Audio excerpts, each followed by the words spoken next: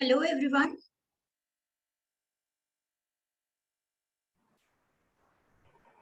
I welcome you all on the behalf of SOCE, and this is our second talk on our newly introduced series of intern talks. This session focuses on quant and analytics profile, and our today's speaker are Priya Khulbe and Satyam Prakash. Priya Khulbe has got an internship at HSBC, and Satyam Prakash has got an internship at Axis Bank. And I'm sure you would like to hear more from them, so I would just shut up. Thank you, Janvi. So, am I audible to everyone? Yes, you are audible, Priya. So, hi, and welcome you all to this talk. So, as you all know, that intern season is round the corner. सब बहुत anxious हो गए कि कैसे prepare करना है, and कुछ लोग को शायद कम realize होगा कि it's high time now, तो preparation तो अभी से start करनी है. So, this talk will focus on quant and analytics profile. All right, so let's begin. Okay. So, Satyam, would you like to take up from here? Sure. Am I audible?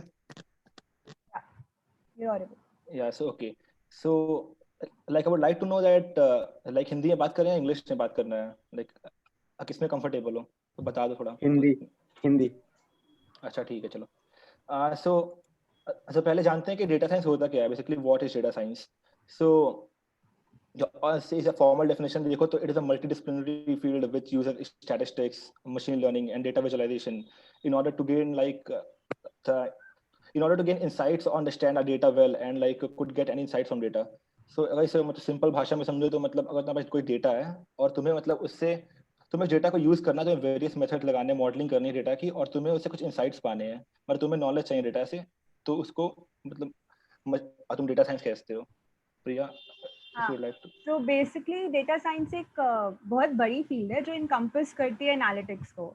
सो जैसे कि सत्यम ने बोला कि basically तुम्हारे पास बहुत सारा data है, अब तुम्हें उसे इंसाइट्स चाहिए, एक्सट्रैक्ट करना है, कंपनी के तभी यूज़ आएगा. लाइक कि हम क्या प्रोडक्ट बनाएं या कैसे कुछ चेंज करें, अपने क्या मॉडिफिकेशंस करें अपने खुद की पॉलिसीज़ में, तो ये सब उन्हें कैसे मिलेगा जब उन्हें पता लगेगा कि क्या ट्रेंड्स हैं, क्या कैसे कुछ डिस्प्ले हो रहा है, या तो ये ऐसे होगा कि तुम डेटा कलेक्ट करोगे, प्री प्रोसेस करोगे, फिर कुछ मॉडल्स लगाओगे जैसे स्टैटिस्टिकल मॉडल्स या मॉडल्स बनाओगे जिससे तुम इंफॉर्मेशन एक्सट्रैक्ट कर सको एक गिवन सेट ऑफ डेटा से. Now question is कि why data science, why should we choose this field? So जैसे कि अभी हमने बताया कि वो है क्या फील्ड, कि वो किस चीज़ पे फोकस कर रही है. सो इसकी इंपॉर्टेंस उसी चीज़ से पता लग जाती है. नाउ अगर तुम्हारे पास डेटा एनालिस्ट नहीं होंगे, तुम डेटा एनालाइज ही नहीं कर पाओगे, तो तुम्हें कैसे पता लगेगा कि क्या आगे प्रोडक्ट बना सकते हैं या क्या चेंजेस हैं या फिर जो भी अभी हमने समझाया. सो बेसिकली कंपनीज की काफ़ी बड़ी डिमांड है इस फील्ड में, इस फील्ड की बहुत डिमांड है because we need analysts to tell us कि क्या एग्जैक्टली हमें बनाना है. लाइक एक प्रोडक्ट मैनेजर है अगर, तो उसको एक एनालिस्ट उसके इनसाइट देगा डेटा की कि ठीक है तुम ऐसे ऐसे अभी ट्रेंड्स चल रहे हैं या ऐसी ऐसी चीज़ें चल रही है, तो इस हिसाब से प्रोडक्ट बनाया जा सकता है. सो ये एकदम लेमन लैंग्वेज में हमने एक्सप्लेन किया कि what this field is. And data science is a large field. इसके अंदर आता है एनालिटिक्स, माइनिंग, काफ़ी सारी चीज़ें.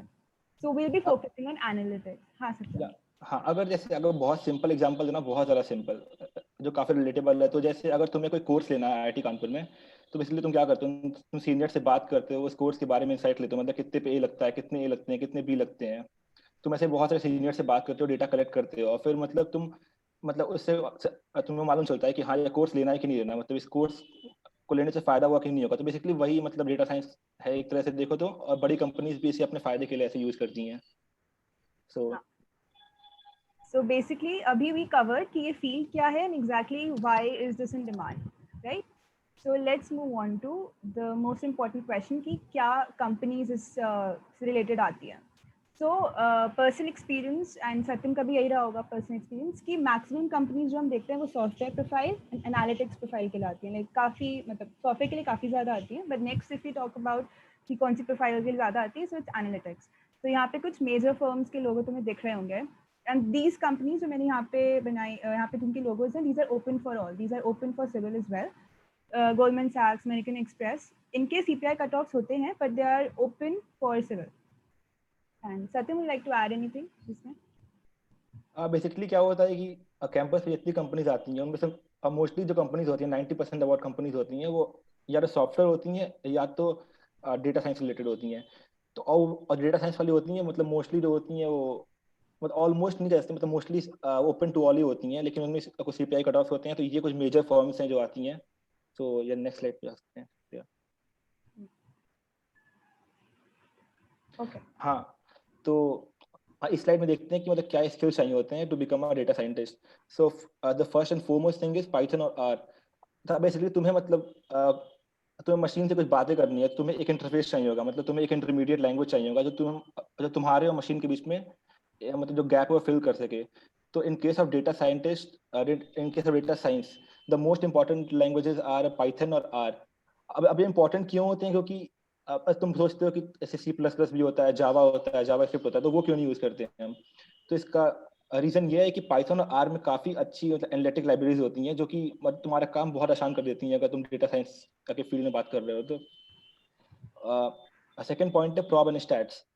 अब जैसे तुम कोई भी मशीन लर्निंग मॉडल बना रहे हो या कोई भी डीप लर्निंग मॉडल बना रहे हो, तो अगर अगर तुम्हें उसके बैकग्राउंड के बारे में ज़्यादा जानना, अगर तुम खुद डिजाइन कर रहे हो, तो तुम्हें मतलब प्रॉब एंड स्टैट्स का बेसिक नॉलेज तो आना ही आना चाहिए, क्योंकि इससे तुम्हारा मतलब तुम्हारा जो मैथमेटिकल मॉडल का अंडरस्टैंडिंग है वो काफी क्लियर होता है। और तुम्हें मतलब तुम अगर तुम्हें कोई मॉडल में ट्वीक करना है अपने मतलब काम के बेटरमेंट के लिए, तो तुम वो भी आसानी से कर सकते हो।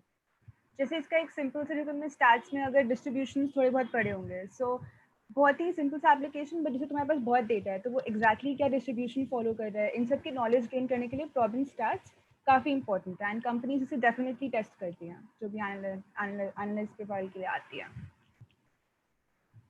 हाँ सचिन। हाँ, तो अगला पॉइंट है मशीन लर्निंग। सो लाइक ये तो जब मैं मतलब अपने सेकेंड ईयर में था या मतलब फर्स्ट ईयर में था, तो ये टर्म मतलब काफी फैंसी लगता था कि मशीन लर्निंग क्या होता है। मतलब डर लगता था कि हाँ मतलब ये तो हम नहीं कर पाएंगे। लेकिन बेसिकली ऐसा कुछ नहीं है। मतलब ये सिंपल क्या है कि तुम्हें कुछ डेटा है, तुम्हें ऐसे कोई मॉडल्स बनाने हैं जिससे तुम मतलब फ्यूचर मतलब कुछ फ्यूचर क्या होगा उस डेटा का मतलब, या मतलब कोई भी नॉलेज मतलब उस डेटा से प्रेडिक्ट करनी है, तो तुम इस मॉडल को यूज करते हो। सबसे बेसिक एग्जांपल अगर तुम्हें चाहिए मशीन लर्निंग का, तो तुम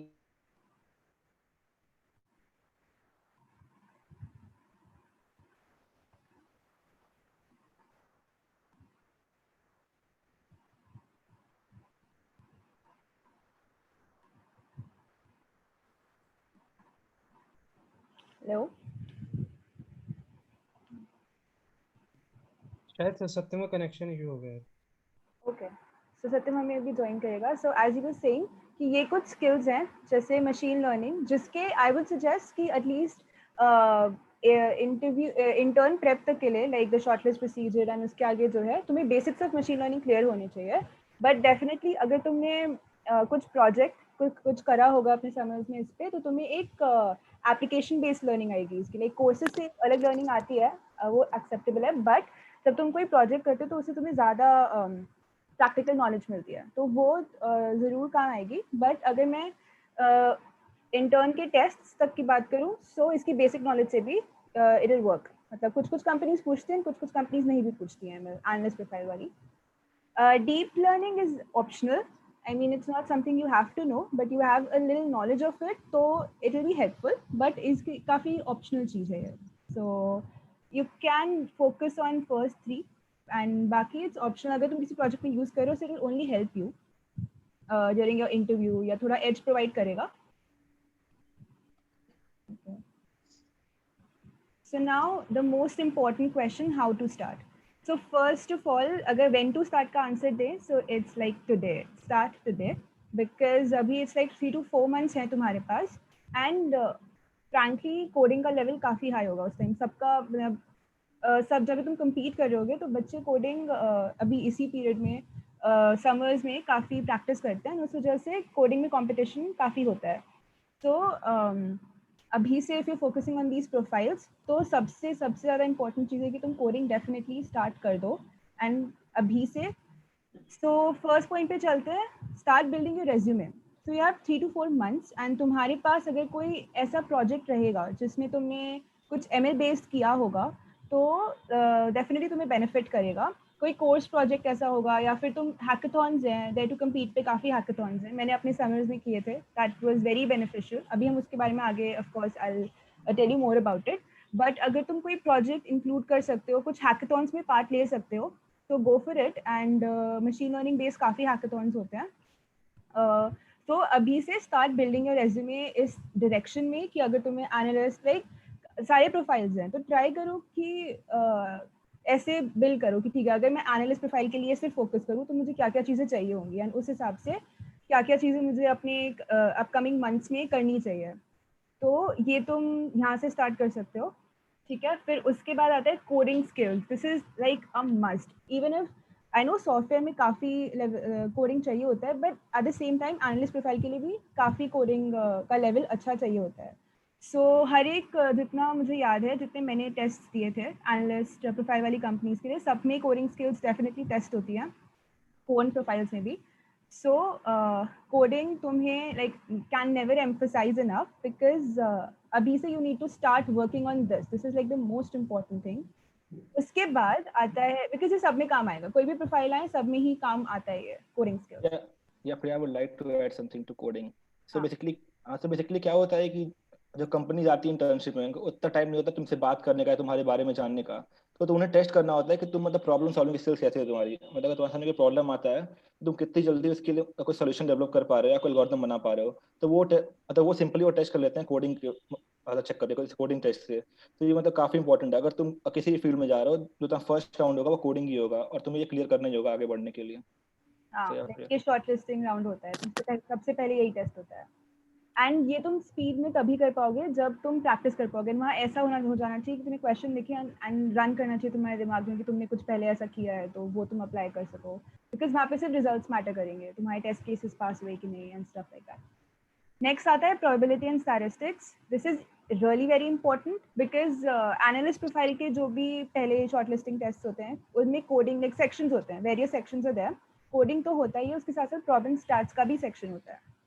सो इसके लिए विल मेंशन द रिसोर्सेज आगे, बट फिलहाल जस्ट एज एन इंट्रोडक्शन हम बोल सकते हैं कि जेई लेवल एंड अगर तुमने एचएसओ एमएसओ कोर्स तुम्हारा कोई होगा, लाइक सिविल का एचएसओ होता है, सो वो काफ़ी बेनिफिट रहेगा, उससे उसे अच्छे से करो. एंड प्रॉब्लम स्टैट्स पे डेफिनेटली फोकस करो, बिकॉज ये वो तुमसे तुम्हारे शॉर्टलिस्टिंग टेस्ट में भी पूछेंगे, इंटरव्यू में भी पूछेंगे, and this they will test properly. उसका पूरा सेक्शन होगा. क्वांटिटेटिव एनालिसिस, ये भी बहुत इंपॉर्टेंट पार्ट है. इसमें तुमसे वो जे लेवल मैथ्स एंड क्वेश्चंस अच्छे लेवल के पूछते हैं, थोड़े लेंदी भी होते हैं कुछ. इसका भी एक अलग सेक्शन होता है. एंड आई गेस कुछ कंपनीज में सेक्शनल कट ऑफ होती है, कुछ में ओवरऑल कट ऑफ होती है. सो इसीलिए तुम किसी भी सेक्शन को नेग्लेक्ट नहीं कर सकते. तो definitely focus on this. And ये सेक्शन स्कोरिंग भी होते हैं. अगर तुम प्रैक्टिस करोगे रेगुलरली तो ये इसमें तुम काफ़ी अच्छा स्कोर कर लोगे, and that will give you an edge, क्योंकि वो कंपनीज चाहती हैं कि तुम्हें प्रॉब्लम स्टार्ट्स आए, तुम्हारा प्रॉब्लम सॉल्विंग चाहती हैं कि तुम्हारी अच्छी हो. सो क्वांट ये जे लेवल मैथ्स, एंड इसके भी हम आगे रिसोर्सेज बताएंगे. सो सत्यम. हाँ, तो अगला पॉइंट है बेसिक्स ऑफ मशीन लर्निंग. सो मतलब अगर तुम डेटा साइंस की कंपनी में अप्लाई कर रहे हो तो तुम जो मशीन लर्निंग के जो बेसिक कॉन्सेप्ट है, जैसे सुपरवाइज लर्निंग, अनसुपरवाइज लर्निंग, और जो उनके मतलब अंदर आते हैं logical regression, logistic regression, linear regression, KNN, SVM वगैरह, ये तुम्हें मतलब ये बेसिक कॉन्सेप्ट तुम्हें आना चाहिए. और उनके जो पीछे मैथमेटिक्स हो रही है वो भी तुम्हें आना चाहिए, क्योंकि मतलब कंपनी क्या होती है कि वो मतलब तुमसे मतलब उसके पीछे का मैथमेटिक्स बार पूछ लेती हैं कि मतलब ऐसा क्यों हो रहा है, इसका मतलब बैकग्राउंड क्या है, मैथमेटिकल बैकग्राउंड के बारे में पूछ लेती हैं. तो ये आना चाहिए. और इसके और कैसे पढ़ेंगे इसके आगे डिस्कस करेंगे हम. अब अगला पॉइंट है लॉजिकल रीजनिंग एंड पजल्स.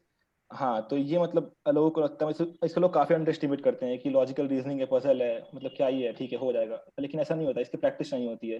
क्योंकि जब इंटरव्यू होता है तो उस टाइम पे दिमाग में बहुत सारा चीज चल रहा होता है, और अब बहुत सारा प्रेशर भी होता है, मतलब सोच रहे होते हैं आगे क्या होगा, अगर इसमें कट गया तो क्या होगा. तो इसलिए दिमाग फुल फंक्शन नहीं करता हमारा वहाँ पे.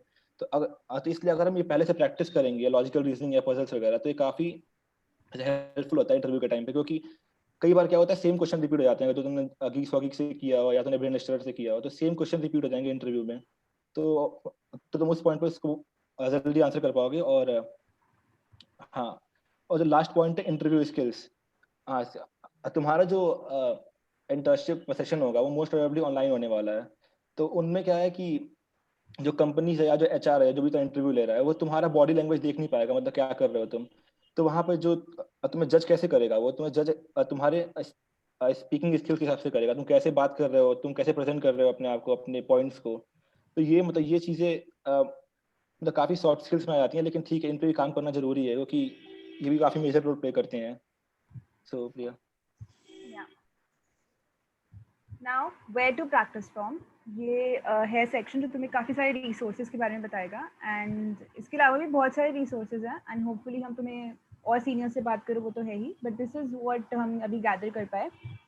So first of all, coding के लिए डेटा स्ट्रक्चर्स एंड एल्गोरिथम्स में फ्लुएंसी इज़ अ मस्ट। सो अगर तुम्हारे पास पुराने स्लाइड्स रखे हो या फिर तुम गीक्स फॉर गीक से पढ़ सकते हो for understanding of the concept, for reference की कोई कॉन्सेप्ट समझना है अगर, तो that is not for practice as such, वो तुम्हारी बेसिकली थ्योरी है और क्वेश्चंस भी सॉल्व हैं उस पर। But interview bit and GFG तुम्हें काम आएगा वैरायटी ऑफ प्रॉब्लम्स के लिए। इंटरव्यू बिट तो कर डालो, लाइक इंटरव्यू बिट में टाइम्ड भी होते हैं क्वेश्चंस, तो एटलीस्ट अगर तुम अभी स्टार्ट कर रहे हो सो अपने कॉन्सेप्ट्स क्लियर करो पहले तो डेटा स्ट्रक्चर्स एंड एल्गो के बारे में, एंड जीएफजी से वो तुम कर सकते हो, एंड इंटरव्यू बिट से थियोरी एंड रेफरेंस एंड जो भी तुम्हें डाउट्स क्लियर करने हैं, क्वेश्चंस भी करते रह सकते हो, कुछ कॉन्सेप्ट पढ़ा उसके क्वेश्चंस कर लिए, तो ये सारा तुम्हारा पार्ट हो गया जब तुम्हें अपने थ्योरी क्लियर करना है। You can always get back to these for reference अगर तुम कोई कॉन्टेस्ट में क्वेश्चन देखा नहीं आया, सो ये सब तुम्हारे रेफरेंस के लिए है। बट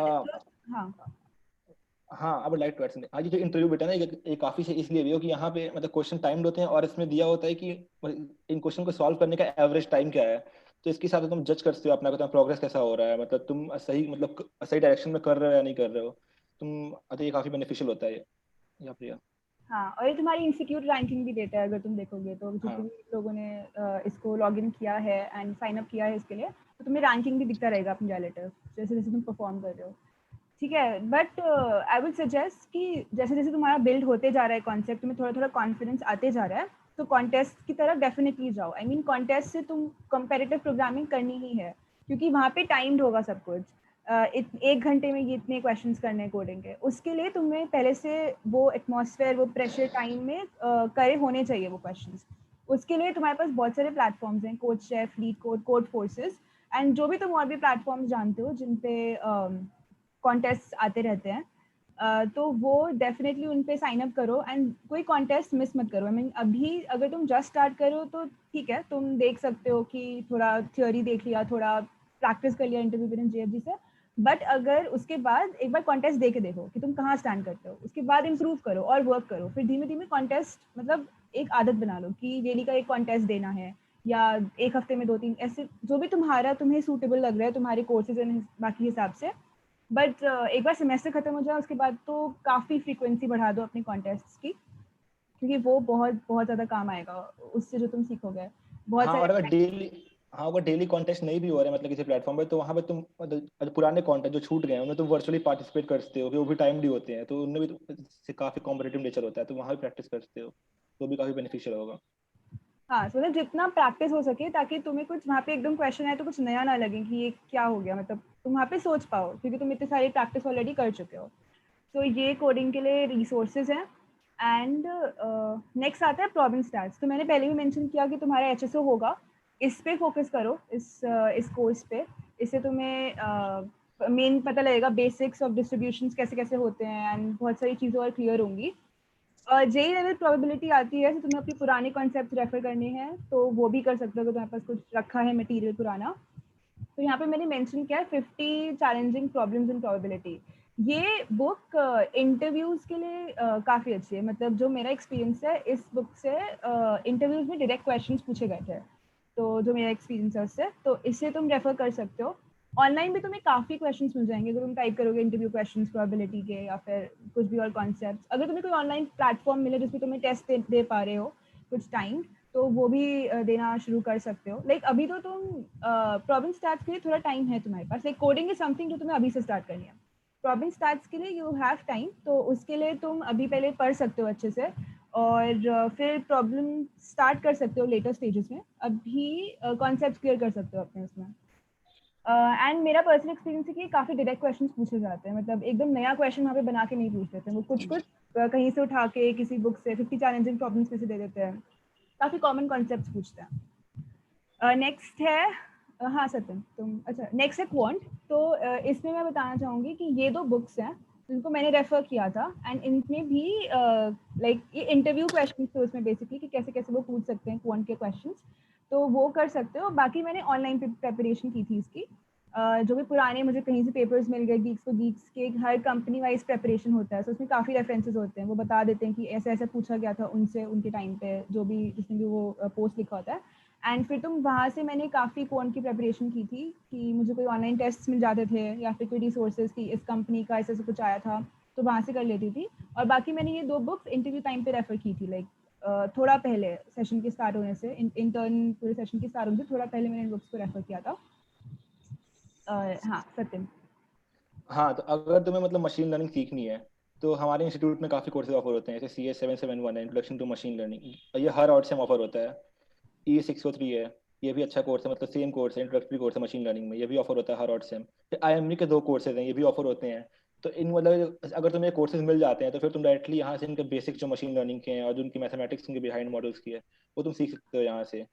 लेकिन वैसे अगर तुम्हें कोर्सेज नहीं मिलते हैं IIT कानपुर से, तो मतलब ऑनलाइन प्लेटफॉर्म से बहुत सारे कोर्सेज हैं, और जो फेमस हैं उनमें से मशीन लर्निंग विद पाइथन है जो IBM ऑफर करता है कोर्सेरा पे।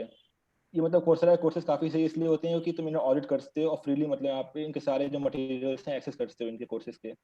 तो और एक और इसमें अच्छा कोर्स है ये machine learning by Andrew Ng, ये तो बहुत सारा पॉपुलर कोर्स है, जिससे पूछोगे मशीन लर्निंग के बारे में तुम्हें रेफर कर देगा ये कोर्स पढ़ने को। तो यहाँ से तुम मतलब बेसिक सीखते हो मशीन लर्निंग की। अब ये कोर्स है मशीन लर्निंग विद पाइथन वाला, इसमें क्या होते हैं, इसमें लैब्स भी होती हैं जहाँ पे तो इम्प्लीमेंटेशन पार्ट है जो मशीन लर्निंग के जो एल्गोरिथ्म हैं, तो वो तुम यहाँ से सीख सकते हो। तो ये वाला कोर्स अच्छा इसलिए भी है कि ये पाइथन में भी है, तो मतलब काफ़ी हैंड्स ऑन एक्सपीरियंस मिलता है पाइथन में। अगला पॉइंट है लॉजिकल रीजनिंग एंड पजल्स। हाँ, तो इसके लिए बेस्ट साइट्स हैं वो ब्रेनस्टेलर है, यहाँ पे तुम्हें बहुत सारे क्वेश्चन मिल जाएंगे। और तो अगर जैसे ऐसा मतलब कि अगर तुम्हें क्वेश्चन नहीं हो रहा है तो उनका सोल्यूशन देख लो तुम। मतलब ऐसा होता है कि तुम्हें इंटरव्यू में मतलब मोर और लेस तुम्हें मतलब जो तुमने क्वेश्चन कर चुके हो वही आ जाएगा इंटरव्यू में। तो अगर तुम्हें क्वेश्चन ऐसा नहीं भी हो रहा तो उनका सोल्यूशन देख के पक्का चले जाना, तो काफ़ी हमें फ़ायदा होता है। और भी साइट्स हैं जैसे इंटरव्यू बिट है या GFG है, यहाँ भी पजल्स होते हैं। तो मतलब कोई भी प्लेटफॉर्म उठा सकते हो, वहाँ पे तुम सारे पजल कर लो, तो काफ़ी बेनिफिशियल होगा। मैं ऐसा नहीं कि तुम्हें सारे प्लेटफॉर्म से पजल्स करने हैं, कि ऑलमोस्ट सारे प्लेटफॉर्म में सेम पजल्स ही होते हैं। तो मैं यहाँ पे ऐड करना चाहूँगी कोडिंग में कि अभी तुम C++ से काफ़ी फेमिलियर हो जाओ, लाइक C++, पाइथन, बिकॉज उनकी लाइब्रेरीज होती है जो तुम डायरेक्ट यूज़ कर सकते हो ना। तुम्हें एक्चुअली एक चीज़ है कि जैसे तुमने C++ में लाइब्रेरीज यूज़ की और उसे तुमने डायरेक्ट स्टैक इम्प्लीमेंट कर दिया, डायरेक्ट क्यू इम्प्लीमेंट कर दिया, वो बिल्कुल तुम्हें बहुत हैंडी आएगा, बट तुम्हें उसकी वर्किंग पता होनी चाहिए कि एक्चुअली ये हो क्या रहा है, लाइक इसका कोड होता कैसे है, ये सब तुम्हें पता होना चाहिए। बट तुम्हारे टेस्ट में तुम डायरेक्टली सारी लाइब्रेरीज यूज़ कर सकते हो। तो C++ डेफिनेटली फोकस करोगे, तुम इसमें कंफर्टेबल हो तो पाइथन कर सकते हो। कुछ कंपनी आई गेस मुझे एक याद आ रही है जिसमें C++ वाज नॉट अलाउड, तो उसमें पाइथन जिसको आती थी उसको काफ़ी एज मिला। तो C++, पाइथन, इन पे फोकस करो, और अब जिस भी लैंग्वेज में तुम कंफर्टेबल हो जिसमें लाइब्रेरीज तुम यूज़ कर सकते हो, अभी से इनमें कोड करना स्टार्ट कर दो। But at the same time तुम्हें पता होना चाहिए कि उनका कोड एग्जैक्टली होता कैसा है, इसका तुम्हें आइडिया होना चाहिए, कुछ भी मैनिपुलेट करके दे सकते हैं, तो इससे you should know about it. And coding के और भी काफ़ी रिसोर्सेज हैं, तो वो तुम देख सकते हो। Okay, so now the question is how did I prepare. So I will start with this. मेरे टाइम पे बहुत अनसर्टन था इंटर्न पीरियड, तो ऑनेस्टली मैंने बहुत लेट स्टार्ट किया, लाइक एंड इसलिए मैं बार बार इसी चीज़ पे एम्फोसाइज कर सकती हूँ कि अभी से स्टार्ट कर दो। बिकॉज मेरा जब था मुझे नहीं मतलब पूरा कोरोना टाइम था and I was so uncertain कि होगा भी नहीं होगा ये फेज, तो इसलिए बहुत डिले होता जा रहा था, प्रोक्रेस्टिनेशन होता जा रहा था काफ़ी। बट अभी तुम लोगों को पता है कि होगा एंड मोस्ट प्रोबेबली ऑनलाइन होगा, तो इसलिए अभी से स्टार्ट करो। मैंने अपने टाइम पे कोडिंग से स्टार्ट किया था, इंटरव्यू बिट सॉल्व किया था, फिर उसके बाद कॉन्टेस्ट, लीड कोड एंड एक डेली कोड प्रैक्टिस प्रॉब्लम से भी कुछ होता है जिसमें तुम साइन अप कर सकते हो एंड डेली बेसिस पे एक प्रॉब्लम आती है, तो मैंने उसको सॉल्व किया था कुछ टाइम तक। फिर एंड सिंस मुझे थोड़ा आइडिया था कि मुझे एनालिस्ट प्रोफाइल में, लेकिन मैंने अपनी सीनियर से बात की थी, तो मुझे आइडिया था कि मुझे इस प्रोफाइल को फोकस करना है। तो इसके लिए राइट, सो बेसिकली मेरे पास फर्स्ट ईयर के सेकेंड ईयर के बाद मेरे पास ऐसा कोई प्रोजेक्ट नहीं हो पाया था, बिकॉज मैंने समर्स का सोचा था कि मैं किसी प्रॉप के अंदर कर सकती हूँ, बट समर्स नहीं थे। तो उस टाइम मेरे पास ज़्यादा कुछ बचा नहीं था सच प्रोजेक्ट का, सो मैंने डिसाइड किया ऑनलाइन हैकाथॉन्स। फिर आई गेस कुछ मेल आया था for dare to complete hackathons का, एंड मैंने उनमें पार्ट लिया। एंड फिर मेरी जो ML की लर्निंग थी वो काफ़ी प्रैक्टिकल हो गई। लाइक मैंने स्टार्ट ही ऐसे किया कि मैं कोई प्रोजेक्ट कर रही हूँ एंड फिर उसमें जो जो लग रही हैं चीज़ें, जो जो हो रही है उनको सीखा। तो उसकी वजह से मैं काफ़ी रेकमेंड करूँगी कि कोर्सेज इन सब काफ़ी अच्छा है, बट अगर तुम कुछ प्रैक्टिकल कर पाते हो, कुछ बना रहे हो खुद से और उस पर सीख रहे हो, तो वो बहुत ज़्यादा स्टे करती है नॉलेज, काफ़ी काम आती है। अगर तुमसे इंटरव्यू में पूछेंगे ना उसके डिफरेंट डिफरेंट, लाइक मुझसे पूछे थे डिफरेंट डिफरेंट वर्जन्स मेरे ही प्रोजेक्ट के कि ऐसा करोगे तो कैसे होगा, एंड सिंस मैंने वो खुद किया था एंड मतलब उसी टाइम सीखा था, तो तुम बता पाओगे वहाँ पे। तो इसलिए प्रैक्टिकल एप्लीकेशन जरूर कर लेना जो तुम सीखते हो ML में उसकी, through some project.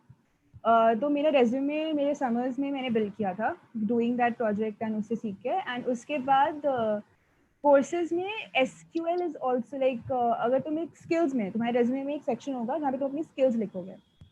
First of all, जो मोस्ट इंपॉर्टेंट थिंग इज कि रेज्यूमे में वही लिखना जो तुम्हें एब्सोल्युटली आता है, बिकॉज वो स्किल्स पे फोकस करेंगे एंड प्रोजेक्ट पे फोकस करेंगे मेनली। तो तुम्हारी स्किल्स में तुमने जो भी लिखा होगा वो तुमसे कुछ भी उठा के पूछ सकते हैं, एंड अगर तुम्हें वहाँ पे नहीं बता पाए तो वो काफ़ी गंदा इंप्रेशन क्रिएट करेगा। तो इसलिए रेज्यूमे में डेफिनेटली वो मेंशन करना जो स्किल्स के बारे में तुम कॉन्फिडेंट हो। एंड उसके बाद मेरे हिसाब से SQL एक ऐसी स्किल है जो काफ़ी पूछी जाती है, एंड उस पे वर्क कर सकते हो। मैंने SQL सीखी थी अपने प्रिपरेशन के टाइम पे, and coding and problem starts अपना कोर्स एंड द बुक्स जो मैंने यहाँ पे मेंशन की थी, मेरे एंड टाइम पे करा था प्रॉब्लम स्टार्ट्स एंड पजल्स वाला portion. And yeah, so also one more important thing, CPI, कुछ कंपनीज का कट ऑफ, आई मीन काफ़ी कंपनीज का कट ऑफ होता है 7.5, तो उस पे एंड कुछ का ब्रांच स्पेसिफिक भी होता है, जैसे मुझे वेल्स फार्गो का याद है। तो इसलिए CPI ट्राई करो कि तुम मेंटेन करो अभी अपनी, ताकि उस टाइम तुम्हें पेपर्स देने को मिले। बिकॉज सबसे गंदा वो होता है जब तुम प्रिपेयर कर रहे हो सब कुछ है, बट वो कट ऑफ रख दे रही है, उसके बाद तुम क्या करोगे, हाउ विल यू डिस्प्ले कि तुम सीखे हो, तुम्हें चीज़ें आई हैं। तो इसलिए वो एक कट ऑफ है जिसके पार करने के बाद तुम्हें अपना टैलेंट शो करना है कि तुम कैसे कोडिंग कर रहे हो, वो सब है, वो सब बिल्कुल तुम पे डिपेंडेंट है। बट उससे पहले, ताकि तुम्हें वहाँ पे लॉस ना हो, इसलिए अपनी CPI पे अभी फोकस करो। अभी आधा सेमेस्टर बचा है, तो जितना हो सके उसे बिल्ड करने की कोशिश करो, क्योंकि वो एक बार होगा तो तुम्हें एटलीस्ट ये सोचना नहीं पड़ेगा कि कौन सी कंपनी खुलेगी मेरे लिए, खुलेंगी। और उसके बाद तुम्हें फोकस करना है खुद पे, कि तुम वर्क करना है खुद पे, कोडिंग प्रॉब्लम स्टार्ट्स। तो या मैंने ऐसे वर्क किया था खुद पे। हाँ, तो जैसे प्रिया ने बोला कि उसने पहले कोडिंग से स्टार्ट किया था और उसने काफी लेट स्टार्ट किया था, तो आई वुड रिकमेंड दैट कि तुम लोग वो फॉलो मत करना क्योंकि मतलब काफी, हाँ, वो काफी रिस्की होता है। तो तुम आज ही स्टार्ट करो कोडिंग, आज ही मतलब, हाँ मतलब जैसे सेशन खत्म हो रहा है तुम बैठ के स्टार्ट कर दो कोडिंग। तो तुम कोडिंग अब इसलिए इंपॉर्टेंट हो कि वो सबसे पहला राउंड होता है, पहली बात तो। भले तुमने बहुत सारा चीज सीख लिया, तुमने मशीन लर्निंग सीख लिया, तुमने डीप लर्निंग सीख लिया, तुमने ये सीख लिया, वो सीख लिया, लेकिन अगर तुम्हें कोडिंग नहीं आती है तो तुम फर्स्ट राउंड नहीं बाहर रह जाओगे, और तुम फिर जो तुमने स्किल सीखी है तुम शो नहीं कर पाओगे, तो कोई मतलब नहीं होता उनका। तो मैंने भी यही किया, मैंने कोडिंग से स्टार्ट किया। मैंने इंटरव्यू बिट से स्टार्ट किया। जैसे अच्छा, इंटरव्यू बिट में क्या होता है कि वो टॉपिक वाइज सॉर्ट कर देते हैं क्वेश्चंस। तो मान लो कि मैं एरेज में कॉन्फिडेंट हूँ, तो मैंने पहले एरे क्वेश्चन सॉल्व किए, फिर मतलब मैं आगे बढ़ा, स्टैक यूज किया ऐसे। तो तुम मतलब तुम डेली के मतलब 1 या 1.5 घंटे तुम मतलब कोड करते हो, मतलब किसी पर्टिकुलर टॉपिक उठा लो और उसके सारे मतलब तुम क्वेश्चन करने का ट्राई करते हो। और अगर नहीं हो रहा तो वहाँ पे हिंट्स भी होते हैं, सोल्यूशन भी होते हैं, तुम वो देख सकते हो। तो हाँ, तो मतलब तुम कोडिंग स्टार्ट करो। हाँ, नीचे कमेंट में क्या है, C++। हाँ, तो क्या होता है कि सी और C++ में कोई डिफरेंस होता नहीं बेसिकली, लेकिन C++ का एज वहाँ मिल जाता है कि जैसे तुम्हें क्यों इम्प्लीमेंट करना है, प्रायोरिटी क्यों इम्प्लीमेंट करना है, तुम्हें स्टैक इम्प्लीमेंट करना है, तुम्हें सी में उसको बेसिक से करना होगा, तुम्हें मतलब पूरा तुम्हें कोड लिखना होगा, उसे एरे का इम्प्लीमेंटेशन या लिंक्ड लिस्ट का इम्प्लीमेंटेशन। लेकिन अगर तुम C++ यूज कर रहे हो, तुम डायरेक्टली मतलब तुम उसे इंपोर्ट करते हो और तुम यूज करते हो, तो उससे टाइम भी बचता है, और हाँ तुम्हें मतलब काफी बेनिफिशियल होता है इंटरव्यूज में। हाँ, तो फिर मैंने कोडिंग से स्टार्ट किया, लेकिन बीच में मैंने रियलाइज किया कि मतलब जो 90% कंपनीज होती हैं कैंपस में, वो या तो कोडिंग की होती है या डेटा साइंस की होती हैं। तो मैंने सोचा कि अगर डेटा साइंस भी कवर हो जाता है साथ साथ में, तो मतलब मैं 90% कंपनीज को टारगेट कर पाऊंगा, तो मतलब मुझे मैक्सिमाइज करना था चांसेस अपने। तो इसलिए मैंने डेटा साइंस भी स्टार्ट किया, मैंने साइड बाय साइड कोडिंग के। तो मैंने अपना कोडिंग का कुछ टाइम डेटा साइंस के मतलब उसमें लगा दिया। तो मैं डेटा साइंस के लिए मैंने कोर्सेरा से कोर्सेज किए। जैसे मैंने बताया कि मशीन लर्निंग विद पाइथन काफ़ी सही कोर्स है, तो वहाँ से मशीन लर्निंग के बेसिक्स और साथ साथ में उसके इम्प्लीमेंटेशन पार्ट भी हो गया था, तो वो काफ़ी अच्छा था। और फिर इस कोर्सेरा पे काफ़ी प्रोजेक्ट्स भी होते हैं, ऐसे ऐसे हैंडसम प्रोजेक्ट्स होते हैं, तुम वहाँ भी देख सकते हो। तो वो तुम्हें मतलब जो इम्प्लीमेंटेशन पार्ट होता है, जैसे जो एप्लीकेशन बेस्ड पार्ट होता है और उस पर फोकस करते हैं। इसमें मतलब कोई भी नॉर्मल सा एग्जांपल उठा लेते हैं और उससे बोलते हैं कोई मशीन लर्निंग मॉडल बनाओ। तो इससे क्या होता है, तो मालूम चलता है कि हाँ एप्लीकेशन कैसे करते हैं मशीन लर्निंग का, जो कि काफ़ी यूजफुल होता है। अब अब जैसे टाइम बढ़ते गया तो उसके बाद से फिर हाँ तो ये किया मैंने। और हाँ, जैसे प्रिया वाला लॉजिकल रीजनिंग वाला पार्ट बोला प्रिया ने, तो लॉजिकल रीजनिंग मतलब स्टार्टिंग से नहीं करना। वो ऐसा होता है कि इंटरव्यू के 10 दिन या 15 दिन पहले स्टार्ट करते हैं लॉजिकल रीजनिंग वाला पार्ट, और उससे मतलब हो जाता है मोस्ट प्रोबेबली। तो प्रिया मेरे तुझसे हो गया। हाँ, सो ऑल्सो मैं कोडिंग पे बोलना चाहूँगी कि डायनेमिक प्रोग्रामिंग पे लाइक एक नया होगा कुछ लोगों के लिए, सो इस पे बहुत वर्क करो यार। डेटा स्ट्रक्चर और आगे सब पे वर्क करोगे ही, उसमें आएगा ये सब टॉपिक्स, पर मैं डायनेमिक प्रोग्रामिंग को स्पेशल मेंशन देना चाहूँगी। काफ़ी यूज़ होता है, सो इस पर ज़रूर फोकस करना। Next is overall experience. So मेरा ओवरऑल एक्सपीरियंस से मुझे काफ़ी सारे पॉइंट्स पता लगे, जैसे CPI की इम्पोर्टेंस इंटर्न टाइम पे एक्चुअली पता लगी कि अभी CPI लाइक कट ऑफ जैसे दिखते जा रहे थे मुझे कंपनीज के, तो CPI का दिखा, तो इसलिए अभी से तुम बिल्ड करो। ये हमारे एक्सपीरियंस से पास ऑन कर पा रहे हैं कि it is important and cut offs रखते हैं कंपनीज हायर, मतलब कुछ 7.5, 7 और 8 भी रखते हैं। तो इसलिए ट्राई करो कि तुम जितना अभी इनपुट दे सकते हो अपना इस सेमेस्टर को और इम्प्रूव करने में, वो करो। नेक्स्ट मुझे इम्पोर्टेंस, हाँ नेक्स्ट मेरा एक्सपीरियंस था रेज्यूमे का।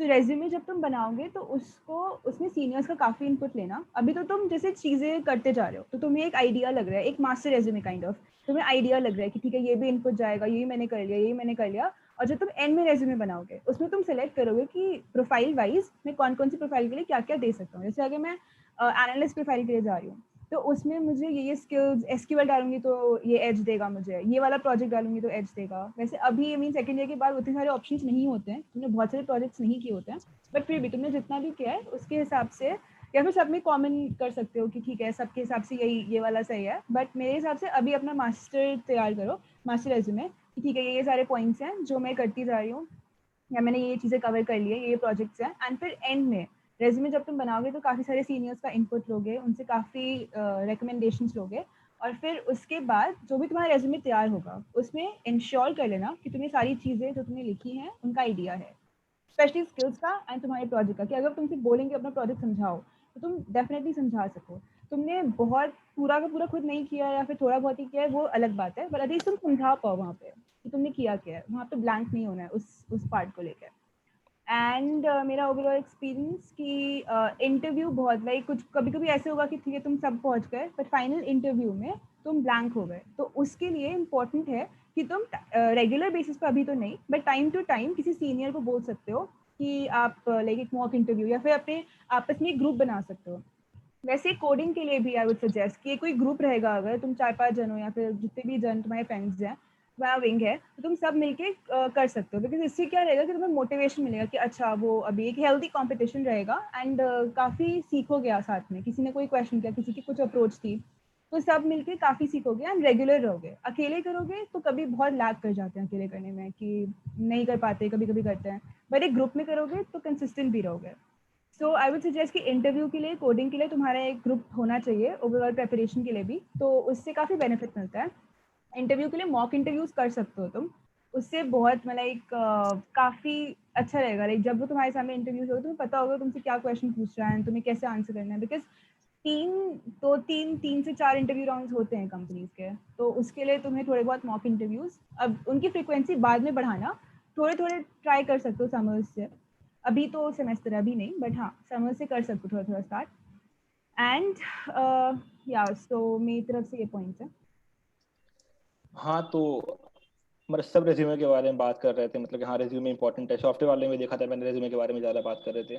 तो बात इसलिए कर रहे हैं रेज्यूमे के बारे में कि इंपॉर्टेंट होता है, क्योंकि फर्स्ट मोस्ट कॉन्टैक्ट पॉइंट होता है तुम्हारे कंपनी के बीच में। मतलब तुम डायरेक्टली कंपनी के साथ जाके नहीं बोलते कि हाँ मैं ये हूँ। तुम रेज्यूमे मतलब कंपनी द्वारा पढ़ती है और वहाँ से उनको तुम्हारा फर्स्ट इंप्रेशन मिलता है तुम्हारे बारे में। तो वहाँ पे ऐसी पॉइंट्स लिखो जो कि इम्पैक्टफुल हो, और जो इंपॉर्टेंट पॉइंट्स उनको तुम बोल्ड करते हो, ये काफ़ी बेनिफिशियल होता है, क्योंकि उनमें डायरेक्ट अटेंशन आता है मतलब इंटरव्यूअर का। और जैसे प्रिया ने मेंशन किया कि वो ऐसे वही पॉइंट्स मेंशन करो जिस पे तुम मतलब कॉन्फिडेंट हो।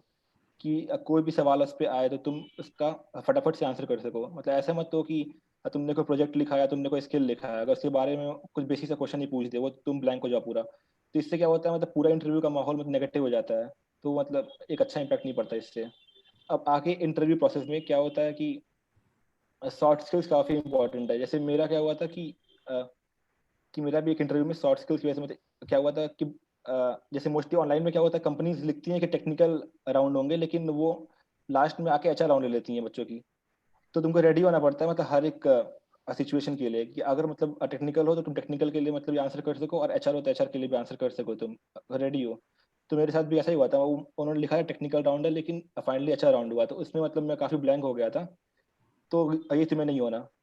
और फिर सीपीआई, जैसे हमारी ब्रांच सिविल है, तो मोस्टली क्या होती है, कंपनीज आती हैं तो सिविल के लिए जो सीपीआई कट ऑफ होता है वो काफ़ी हाई होता है। जैसे अब नहीं बताया था कि वेल्स फार्गो आई थी, तो सिविल के लिए उसका कट ऑफ 8.5 था। तो जिनमें सिर्फ शायद 2 या 3 बच्चे शॉर्टलिस्ट हुए थे। तो इससे काफ़ी इम्पैक्ट पड़ता है कि अगर तुम्हारी सीपीआई अच्छी है तो तुम्हें एज मिलता है बाकी बच्चों से। और हाँ, और कोडिंग और इंटरव्यूज के प्रिपरेशन के लिए तुम जैसे प्रिया ने भी कहा था, ग्रुप बना सकते हो अपने दोस्तों के साथ में, जो रेगुलर इंटरवल्स पे या वीकेंड्स पे तुम साथ में बैठ के मॉक इंटरव्यू लेते हो एक दूसरे का। इससे क्या होता है, तुम्हें मालूम चलता है कि अगर रियल सिनेरियो में ऐसा कुछ क्वेश्चन आता है या ऐसा कोई सिचुएशन होता है, तो फिर तुम्हें कैसे डील करना है उसके साथ में। तो या मेरे तरफ से इतना ही है। तो मैं एक और पॉइंट ऐड करना चाहूँगी कि ये फैक्ट है कि जैसे डे 1 में आते हैं तो हाँ, सिविल के लिए कम कंपनीज खुली होती हैं, उससे डिसहार्टन मत होना, बिकॉज ऐसा नहीं कि उसके बाद नहीं खुलती हैं। डे 1 में काफ़ी सॉफ्टवेयर, लाइक मुझे याद है ऊबर एंड गोल्डमैन सैक्स थे जो कि खुले थे सिविल के लिए, बट उसमें भी क्या होता है कि बहुत बहुत तगड़ा कोडिंग वो होता है, कम कॉम्पिटिशन, राइट। सो इसलिए अगर ऐसा हो कि तुम्हें लग रहा हो कोई खुली ही नहीं है कंपनी, तो ऐसे डिसहार्टन मत होना। ग्रेजुअली खुलती हैं कंपनीज, एनालिस्ट प्रोफाइल्स के लिए खुलती हैं, एंड उसमें फिर इसमें तो फिर तुम डेफिनेटली कम्पीट कर सकते हो। सो इस चीज़ से डिसहार्टन मत होना कि कुछ नहीं खुली कंपनीज।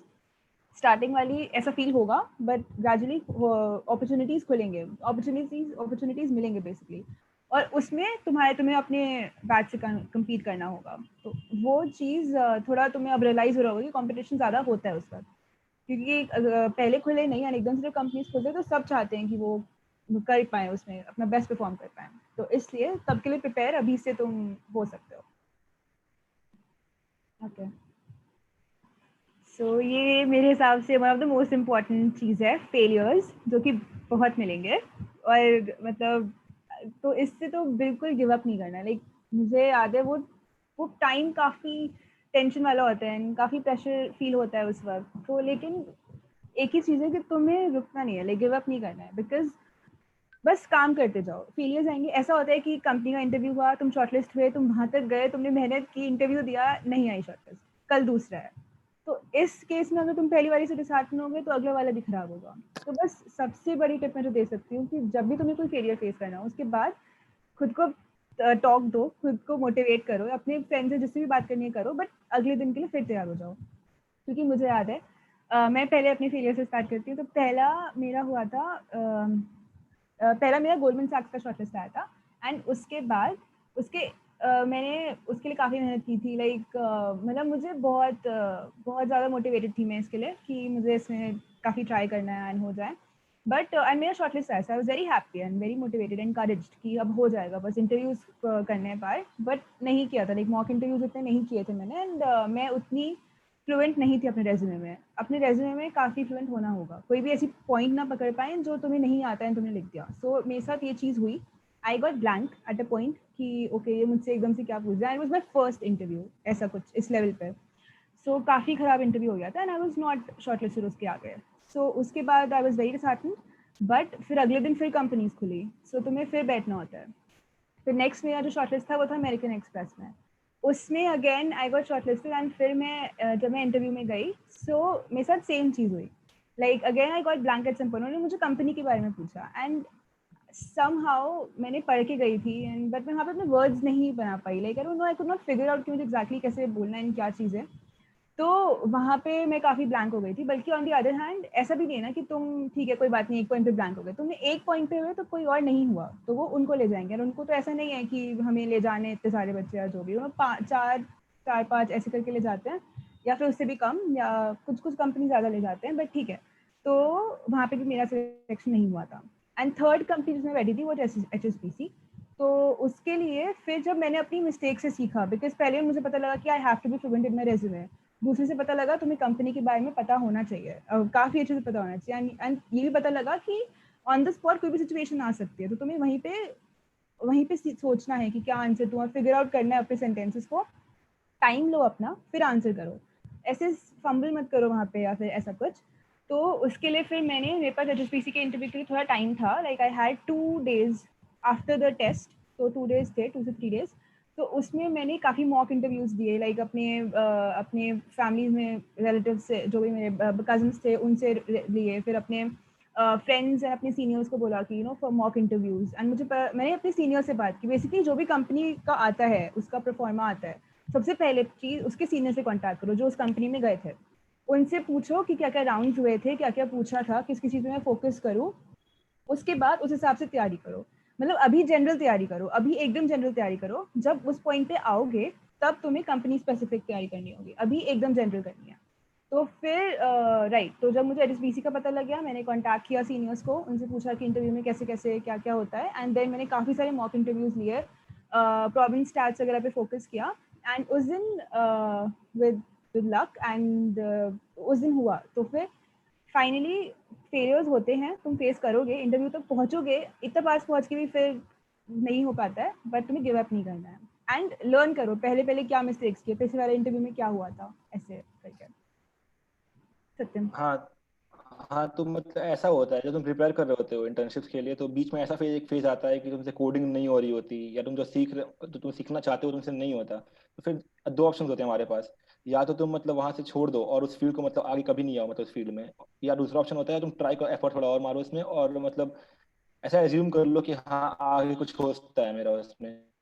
तो अब दूसरा ऑप्शन चूज करोगे तो पहले best हो कि मतलब अगर तुम एफर्ट डाल रहे हो उसमें, तो फिर तुम्हें मतलब ऐसा नहीं लगेगा कि हाँ मतलब बाद में जाके कि मेरा कोई ट्राई नहीं किया इस फील्ड में, तो ट्राई पक्का करो, अब भले ही ना हो। अब इंटरव्यूज पे आते हैं, तो क्या था, मेरा पहला इंटरव्यू था JPMC में, तो जो शॉर्टलिस्ट किया तो मतलब काफी अच्छा लगा था कि हाँ मैं शॉर्टलिस्ट हुआ हूँ, मतलब काफी खुशी थी।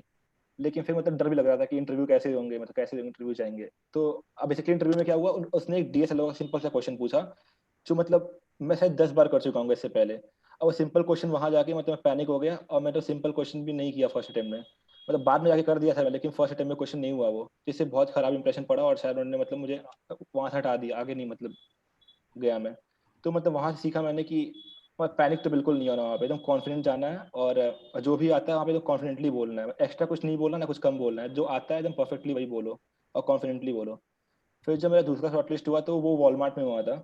तो वॉलमार्ट में क्या था, तो अब जो कि JPMC में मेरा टेक्निकल क्वेश्चन खराब हुआ था, तो मैं टेक्निकल के लिए अच्छे से पढ़ के गया था, अच्छे से रेडी होकर गया था, मैंने अच्छे मॉक इंटरव्यूज दिए थे दोस्तों के साथ में।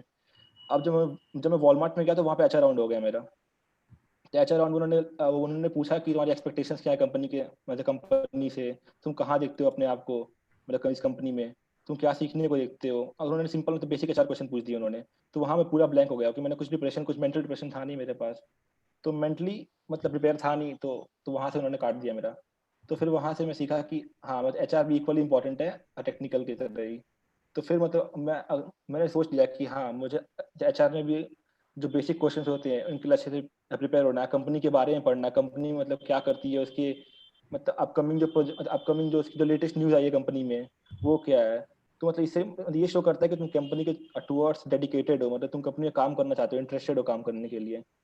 तो फिर जब मेरी तीसरी कंपनी एक्सिस बैंक की शॉर्टलिस्ट हुई, तब मैं उसके बारे में पढ़ के गया था, मैंने उसकी साइट सीखी थी, और साइट्स में मतलब जो भी लिखा था मैंने पढ़ा उसके बारे में, उसकी जो पॉलिसीज होती हैं मतलब कंपनी पॉलिसीज वो काफ़ी इंपॉर्टेंट होती हैं, तो पढ़ के जाए मतलब वो इंपॉर्टेंट होती हैं, क्योंकि जो HR क्वेश्चन होते हैं उनके अराउंड ही होते हैं, मतलब टेस्ट करना चाहते हैं कि तुम जो पॉलिसी है कंपनी की उसमें फिट हो रहे हो कि नहीं।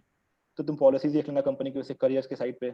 और फिर अपने आप को मेंटली प्रिपेयर रखना कि जैसा भी क्वेश्चन है, अगर तुम्हें आता है तो तुम कॉन्फिडेंटली बोल देना, और अगर नहीं आता तो तुम डायरेक्टली, मतलब कोई डरने की बात नहीं, तुम इंटरव्यूअर को बोल भी सकते हो कि हाँ मतलब मुझे इस फील्ड में नॉलेज नहीं है। तो मतलब वो इंटरव्यूअर वो क्वेश्चन चेंज कर देता है, और मतलब तुम्हारा जो क्वेश्चनिंग का जो मतलब वो जो चेंज कर देता है, डायरेक्शन चेंज कर देता है अपना, और वो किसी और फील्ड में क्वेश्चन पूछता है।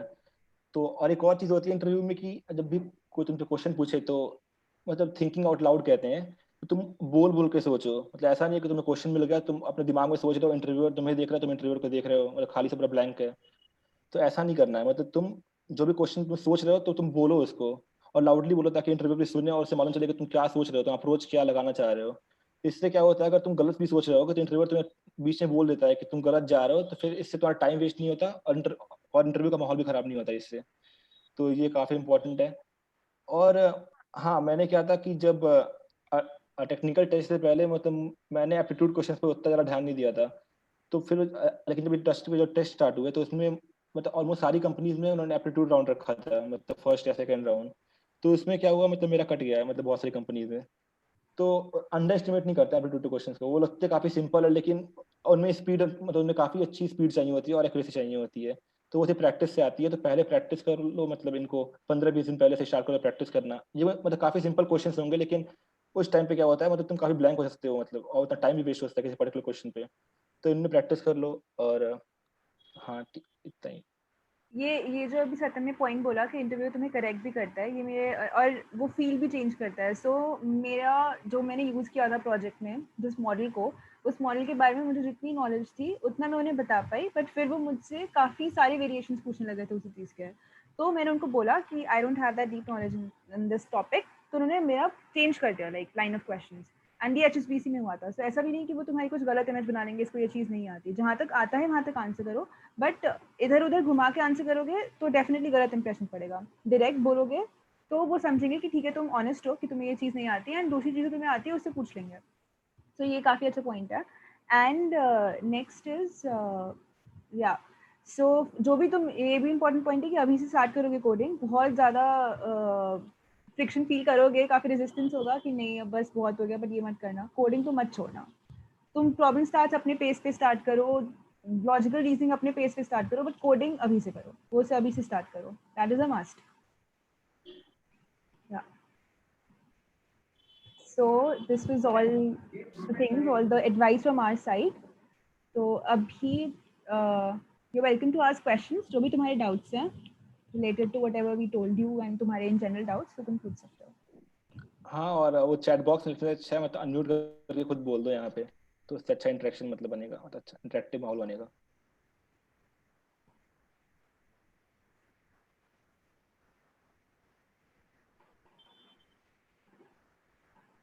गाइस सब लोग पूछ सकते हो अभी क्वेश्चंस। सो चैट बॉक्स,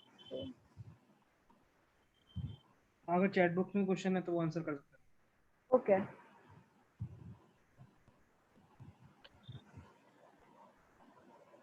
हेलो। हाँ, तो एक क्वेश्चन है। हाँ हाँ हाँ, बोलो। तो फिर मुझे मेरा ये डाउट था कि जो ग्राफ्स एंड ट्रीज होते हैं, मतलब डायनेमिक प्रोग्रामिंग तक तो ठीक है, पर जो ग्राफ्स एंड ट्रीज होते हैं वो क्वांट के लिए कितने इंपॉर्टेंट है मतलब? यार ग्राफ्स मैंने इतने फेस नहीं किए, लाइक नहीं आई मीन करे थे, बट आई गेस अगर तुम्हें सेफर साइड पे रहना है, मतलब बहुत सारे टेस्ट हुए थे, तो उन टेस्ट में डायनामिक प्रोग्रामिंग तक था, ट्रीज भी कुछ कुछ में था, कुछ कंपनीज में था, but I guess dynamic programming की काफ़ी प्रोफिशिएंसी चाहिए तुम्हें, उसके आगे अगर तुम करते हो तो बेनिफिट में रहोगे, लाइक कर लो, मेरे हिसाब से डेफिनेटली कर लो, कुछ छोड़ो मत, डेटा स्ट्रक्चर्स एंड एल्गोरिथम में छोड़ो मत चीज़ें। बट अगर तुम पूछते हो कितने ज़्यादा आया था, तो सॉफ्टवेयर में डेफिनेटली आता है, बट एनालिटिक्स और क्वांट की कंपनीज में वो इतना डीप नहीं पूछते हैं ग्राफ्स। मतलब like basic basic questions of graphs and trees जो बेसिक गीक्स और गीक्स पे होते हैं। हाँ, हाँ, मतलब जो addict basic, traversal and all ये सब आना चाहिए। हाँ मतलब जो बेसिक कॉन्सेप्ट जैसे BFS है, DFS है, मतलब ये देख हाँ, सकते हो तुम। और मतलब ज़्यादा डीप नहीं जाना कि डाइक्स्ट्रा तुम पढ़ रहे हो, मतलब या कुछ वेलमेंस फॉर्ड पढ़ रहे हो, ये सब नहीं पढ़ना तुम्हें। मतलब एकदम बेसिक जो टर्म्स हैं वो तुम्हें आना चाहिए, ग्राफ होता है क्या है, ट्रीज होते क्या है, कैसे, बस ये सब आना चाहिए। Thank you.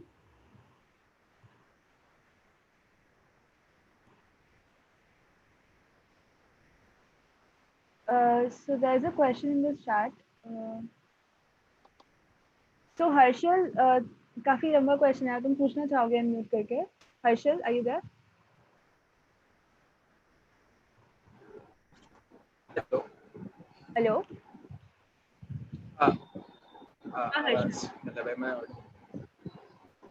हाँ लाइक मतलब मेरा समर्स में आफ्टर मतलब एंड सेमेस्टर के बाद एक समर इंटर्न है प्रोडक्ट मैनेजमेंट में। So basically the point is मेरे को जाना मतलब थर्ड ईयर वगैरह में एनालिटिक्स वाले फील्ड में बट मेरा ऐसे कोई ML वगैरह से रिलेटेड कोई प्रोजेक्ट वगैरह कुछ है नहीं फिलहाल। बट आई मतलब मेरे को नॉलेज है बेसिक लेवल का उसमें, और कोडिंग भी डिसेंट है, इतना उसमें भी मतलब दिक्कत नहीं है। But like I don't have any project, और सिंस ये फैक्ट कंसिडर करूँ मैं कि मेरे को 2 months पर वर्क भी करना है इंटर्नशिप के, तो तब मैं आगे कैसे थिंग्स प्लान करूँ मेरे, लाइक प्रोजेक्ट वगैरह है ऐसा कुछ। हाँ, अगर तुम्हारे पास मतलब कोई मतलब वेरीफाइड प्रोजेक्ट नहीं है रिज्यूमे में लिखने के लिए, तो तुम सेल्फ प्रोजेक्ट करते हो, अपने दोस्तों के साथ सेल्फ प्रोजेक्ट करते हो। मतलब कोई भी एक कोई, जैसे हमारे टाइम पे नया नया कोविड आया था, तो लोग मतलब मशीन लर्निंग वाले कोविड पे एनालाइज कर रहे थे, कोविड मतलब क्या होगा आगे, मतलब कैसे इफेक्ट करेगा, इससे मतलब काफी बच्चों ने सेल्फ प्रोजेक्ट लिखा था। तो तुम सेल्फ प्रोजेक्ट करते हो, और ये वेरीफाई भी नहीं करते एसपी वाले, और तुम रिज्यूमे पे दिखाते हो कि हाँ तुमने इस पे एक प्रैक्टिकल नॉलेज है तुम्हारी इस फील्ड में। और तुम ऑनलाइन हैकाथॉन से पार्टिसिपेट करते हो, जैसे प्रिया ने बोला था। और फिर प्रिया, तुम कुछ ऐड करना है तो। हाँ, सो बेसिकली अभी तुम्हारे पास प्रोजेक्ट नहीं है, नॉलेज है, आई अंडरस्टैंड दैट, बट फिर तुम्हारा जो प्रोजेक्ट सेक्शन होगा रेज्यूमे में, तो उसमें तुमने जो अभी इंटर्न किया है, तुम उससे रिलेटेड स्टफ लिख सकते हो। मेरे हिसाब से मुझसे उन्होंने मशीन लर्निंग क्वेश्चंस पूछे थे बिकॉज मेरा प्रोजेक्ट मशीन लर्निंग बेस्ड था।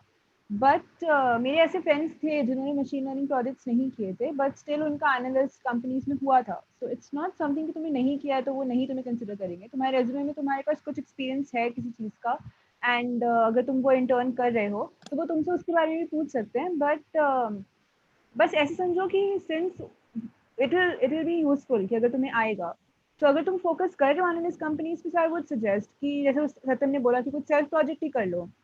इफ यू हैव टाइम तो तुम सेल्फ प्रोजेक्ट कर लो, उसे मेंशन करो। लाइक मेरा कोई कोर्स प्रोजेक्ट नहीं था, मेरे किसी प्रॉफ के अंदर प्रोजेक्ट नहीं था, मेरा हैकाथॉन था, तो that was under self project only. So अगर तुम फोकस कर ही रहे हो, सो आई थिंक तुम्हें वर्क कर लेना चाहिए इस तरह। हाँ, आई वुड और सजेस्ट। तुमने कैगल सुना होगा, मतलब कैगल काफी पॉपुलर प्लेटफॉर्म है, तो वहाँ पे काफी अच्छे क्वेश्चंस होते हैं मशीन लर्निंग के। मतलब वो सब यूज करते रहता हूँ, टाइमली देखते रहता हाँ हूँ तो वो उनके लोग जो उस अच्छे पे। हाँ तो उनके जो अच्छे प्रॉब्लम स्टेटमेंट्स है, अगर तुमने सॉल्व किया, अगर तुमने काम किया उस पे और अच्छी एक्यूरेसी है, तो तुम उसको भी लिख सकते हो अपने रिज्यूमे में, अंडर सेल्फ प्रोजेक्ट में लिख सकते हो। ठीक है। हाँ, एंड ऑल्सो ड्यूरिंग इंटरव्यू तुम लाइक वो तुमसे तुम्हारे बारे में कुछ जानना चाहेंगे, तो तुम्हें उसमें वही चीजें बतानी होती हैं, ऐसी चीजें जो उन्हें सुन के लगे कि अच्छा ठीक है, समथिंग दे कैन यूज। तो उसमें तुम बोल सकते हो कि तुमने कागज पे काम किया है, या फिर जो भी तुमने प्रॉब्लम स्टेटमेंट्स तुमने सॉल्व किए, यू लाइक डूइंग दैट, ये सब मेंशन करो ताकि इंटरव्यू तुम्हारी डायरेक्शन में जाए, जहाँ तुम ले जाना चाहते हो। ये तुम ऐसे कर पाओगे तो तुम मेंशन करोगे चीजें जो तुम चाहते हो कि वो तुमसे पूछे। सो वो तुम्हें फायदा करेगा if you have worked in that direction. यहाँ पे चैट बॉक्स में क्वेश्चन है, what's the difficulty of questions asked उनको। अच्छा, तो मतलब वो डिपेंड करता है कंपनी पे। जैसे मान लो उबर आती है, तो उबर के क्वेश्चन काफी अच्छे होंगे, और जैसे उबर जेपीएमसी, इनके क्वेश्चन काफी अच्छे होंगे रिलेटिव टू मतलब किसी और किसी जो कंपनी फोकस नहीं करती। जो सॉफ्टवेयर वाली कंपनी होगी उनके क्वेश्चंस के लेवल तो मोस्टली अच्छे ही होते हैं।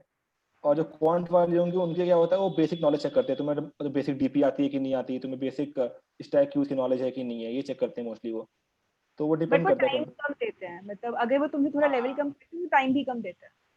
लाइक आई रिमेम्बर मुझे मेरे टेस्ट में मेरे पास 40 मिनट्स थे for 4 questions, and they were all on DP and everything. तो अगर तुमने पहले से नहीं किया होगा तो तुम नहीं कर पाओगे, बाकी लोग ज्यादा कर लेंगे। सो अगर वो सॉफ्टवेयर में वो लेवल ज्यादा रखेंगे, टाइम थोड़ा ऑप्टिमम रहता है कि ठीक है तो मैं थोड़ा कर पाऊँ। लाइक ऊबर के क्वेश्चंस तो काफी टफ थे। तो बाकी अगर वो क्वांट वाली कंपनीज में तुम्हारे क्वेश्चंस का लेवल थोड़ा कम करेंगे तो वो तुम्हें टाइम भी कम देंगे, तो इसके लिए प्रैक्टिस बहुत जरूरी है। There's a question about Python. You said Python is must, and how to manage. यार ऐसा है कि C++ अब C से हम मना कर रहे थे कि सिर्फ C में कोडिंग मत करो, C++ के लाइब्रेरीज से फेमिलियर हो जाओ, Python से फेमिलियर हो जाओ, बिकॉज जब तुम कोड करने जाओगे उसका रीजन यही था कि तुम स्टैक एंड क्यूज वगैरह तुम्हें बेसिक से, कोई भी अगर तुम्हें डेटा स्ट्रक्चर यूज करना है तुमको बेसिक से इंप्लीमेंट करना पड़ेगा पूरा कोड। लेकिन सी अगर तुम्हें पाइथन में फ्लुएंट हो तो पूरा पाइथन में कर सकते हो, ऐसी कोई कंपनी नहीं है जो बोलेगी Python is not allowed. But ऐसी एक कंपनी थी आई गेस सिस्को, इसमें C++ इज नॉट अलाउड, तो इसमें बोल रही थी कि पाइथन कर ही रहे हो तो इट्स ग्रेट, वो तुम्हारे आगे एनालिस्ट में भी ऑफ कोर्स काम ही आएगा प्रोफाइल में, एंड सारी कंपनीज में अलाउड भी होता है। But C++ is completely fine. मैंने C++ में किया था पर्सनली, तो ऐसा कुछ प्रेफरेंस नहीं है, जो भी तुम्हें ज्यादा कंफर्टेबल लगे।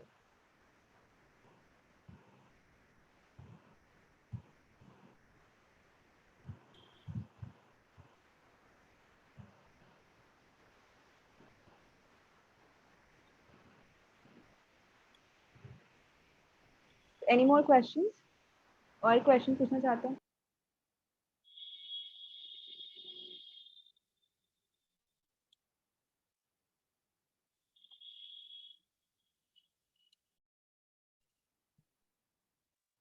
गाइस सब क्वेश्चन पूछ सकते हो, मतलब ये सब ज्ञान ही लेने बैठे थे बस।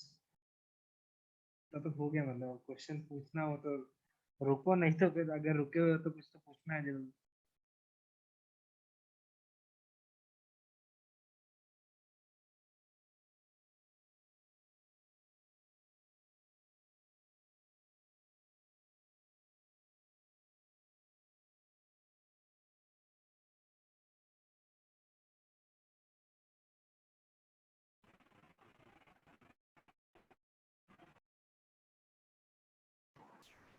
So आयुष तुमने वर्क एक्सपीरियंस पे पूछा है question?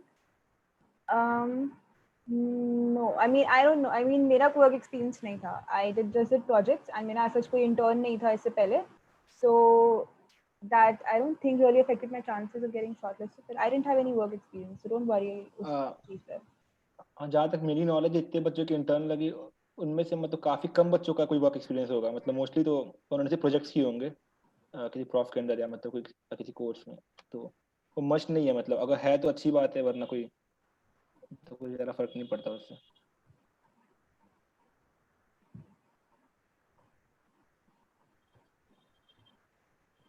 Level of coding in software analytics, as I said अभी डिफरेंस होता है। लाइक स्टार्टिंग में जो तुम्हारी सॉफ्टवेयर कंपनीज आएंगे वो ज़्यादा थोड़ा फोकस करेंगे कि ग्राफ्स भी होते हैं उनमें, थोड़े ट्रीज तो दोनों में ही हो सकते हैं, बट ग्राफ्स पे ज़्यादा पूछ लिया या थोड़े टफ पूछ लिए क्वेश्चन।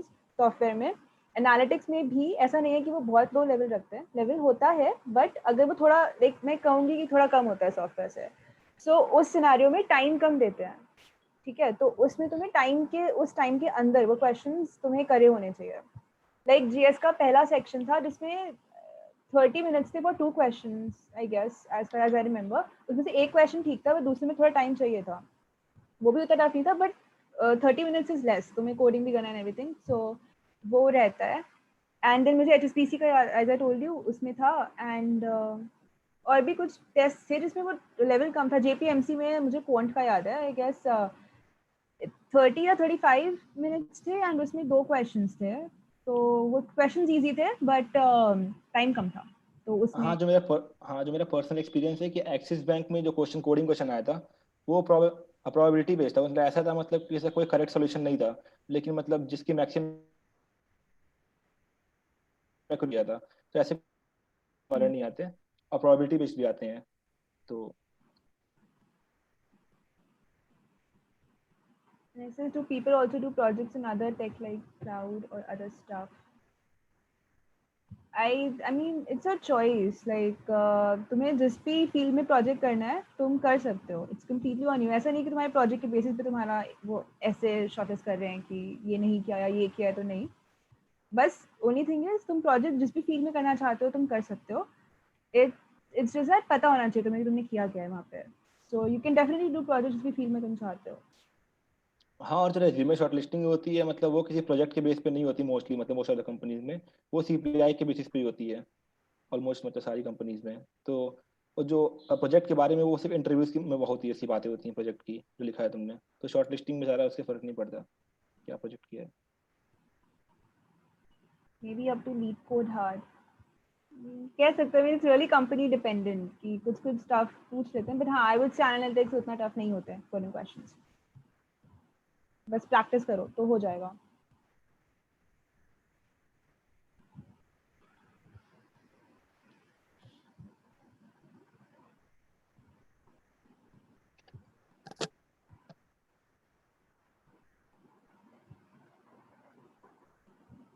एंड अपने सीनियर्स से कांटेक्ट करो, लाइक इस पॉइंट ऑफ टाइम पे सीनियर्स बहुत हेल्पफुल होते हैं।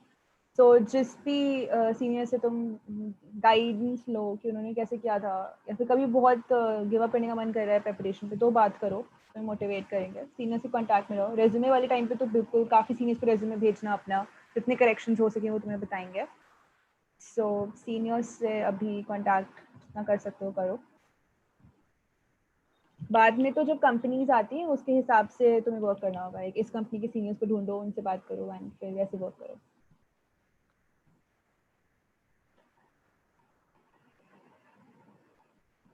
हाँ, जैसे एक और पॉइंट है, जैसे ऑनलाइन में क्या होता है कि जैसे ऑफलाइन में जब कैंपस में आती थी कंपनी, तो उनमें क्या होता था कि मान लो कि जीएस आई है और उनके 3 क्वेश्चन हैं, तो अगर तुमने 2 क्वेश्चन भी किए हैं, 2.5 क्वेश्चन भी किए हैं, तो भी शॉर्टलिस्ट करते थे वो।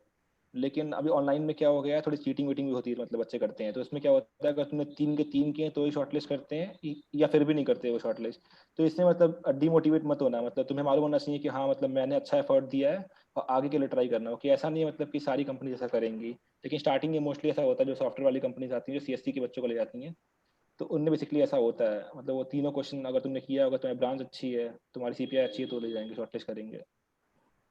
ओपन ही कम होती हैं पहले पहले वाले में, तो लाइक जीएस और उबर ओपन थी पहले दिन। हाँ नहीं, जीएस थी, उबर थी, कोऑर्डिनेशन थी, और हाँ बट कोऑर्डिनेशन पे चली जेपीएम थी। गई है। हाँ हाँ हाँ।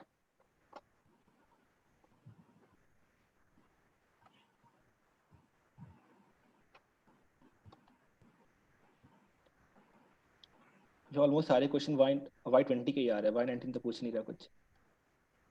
वाई 20 वाई 19 तुम पूछो भाई, तुम्हारा एकदम 3 to 4 months दूर है। अभी पूछना तो पूछ सकते हो, वरना पर्सनली पूछ सकते हो और सीनियर से बात कर सकते हो।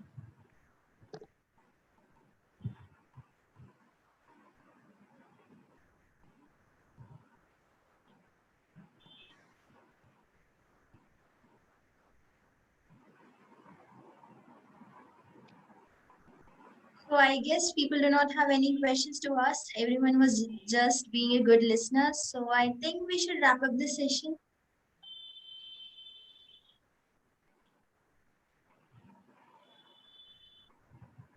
If anyone has any question, then kindly mute yourself and then ask. Otherwise, we are going to wrap up in 5 minutes. And those who do not have any questions, they can leave.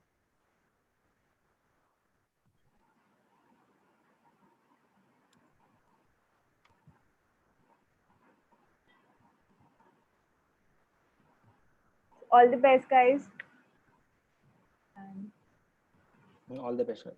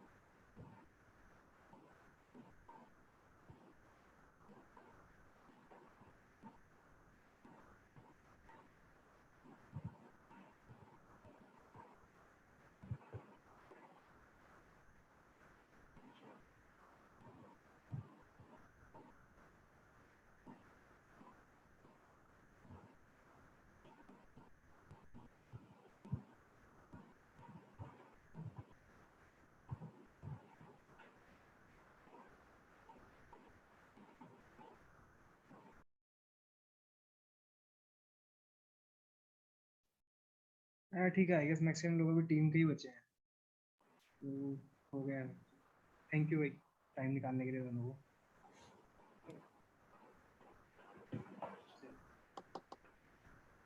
Thank you, Priya. Thank you, Satyam.